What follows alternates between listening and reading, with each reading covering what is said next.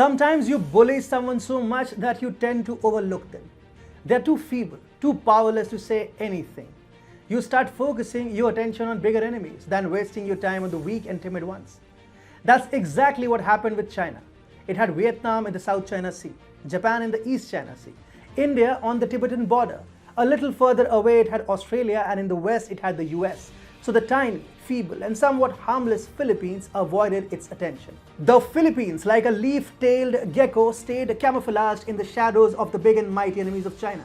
And at the opportune moment, it leapt. Hi and welcome. This is TFI Global, the foreign affairs and geopolitical analysis arm of the TFI Media Group. And I'm your host, Atul Mishra. In this video, I will tell you how the Philippines hid its strength and bought some time to avoid the wrath of China and went on the offensive the first moment it got. Let's begin. China considered the Philippines an insignificant country which was too small and too cute to cause Beijing any real harm. Furthermore, a pro-China president at the helm of affairs in the Philippines only further reassured China that it had nothing to fear out of the ASEAN nation. Sure, Rodrigo Duterte as president has been a wonder for China. He rose to power on the back of an anti-China campaign, but as is the case with recent Filipino presidents, soon found himself in bed with the Chinese Communist Party and one who was overwhelmed by Beijing's debts. Then stepped in the Philippines defense establishment, and now President Rodrigo Duterte has stopped speaking altogether. For as long as Duterte spoke, he imperiled the US's ties with the Philippines. In July, however, the Visiting Forces Agreement between the two countries was extended, despite Duterte's stern opposition to the same. The country's defense establishment showed him his place, and now he's seldom seen talking publicly. The foreign and defense ministries of the Philippines are practically running the country, and with Duterte being sidelined, China has suddenly found itself in a truckload of hot and sizzling trouble. Taking a polarly opposite line than that forwarded by many countries like Indonesia and Malaysia, the Philippines has extended its wholehearted support to the recently announced AUKUS alliance between Australia, the United Kingdom, and the United States of America. The alliance will see Australia get technology to deploy nuclear-powered submarines as part of the agreement intended to respond to growing Chinese power.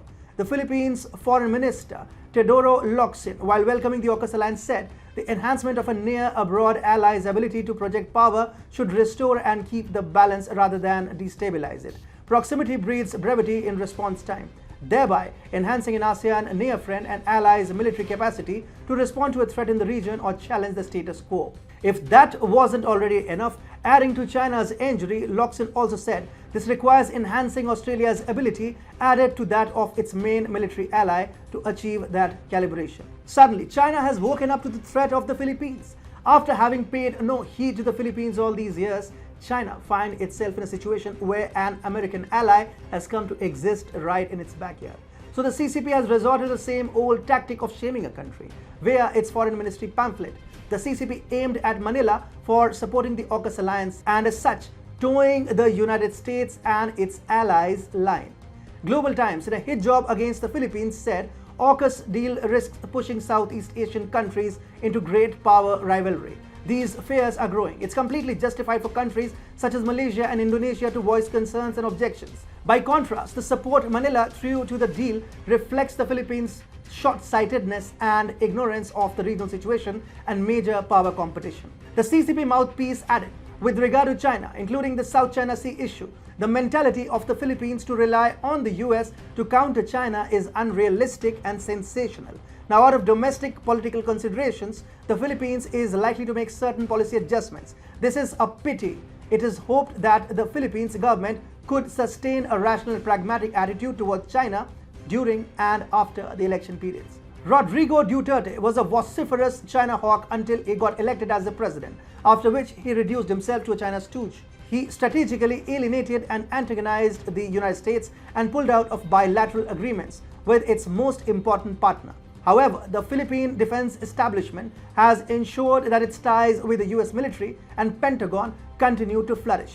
However, Rodrigo Duterte is soon set to be shown the door out of the office. China, with the exit of Rodrigo Duterte, is about to face the rise of a Philippines it has not known before. This Philippines will strive to grow stronger and self-reliant with the help of its allies so that it can confidently take on Beijing.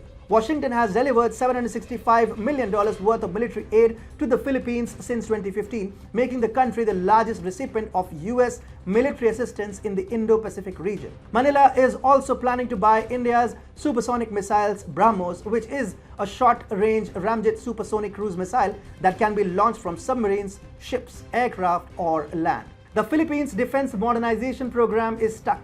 Only a change in the political leadership can now help Manila's cause. Taking on China is not a choice for the Philippines. It has become a necessity, and the Southeast Asian countries' defense establishment knows this fact better than anybody else. So they have been pushing forward an anti-China line and a more US-centric vision of the Indo-Pacific. The effect of the same a few years down the line will be that the Philippines could very well get out of its lethargic limbo and transform into a power to be reckoned with in the region. China has suddenly woken up from its slumber. It took the Philippines lightly all this while. Now the Philippines has chosen sides and things are about to get ugly for Beijing.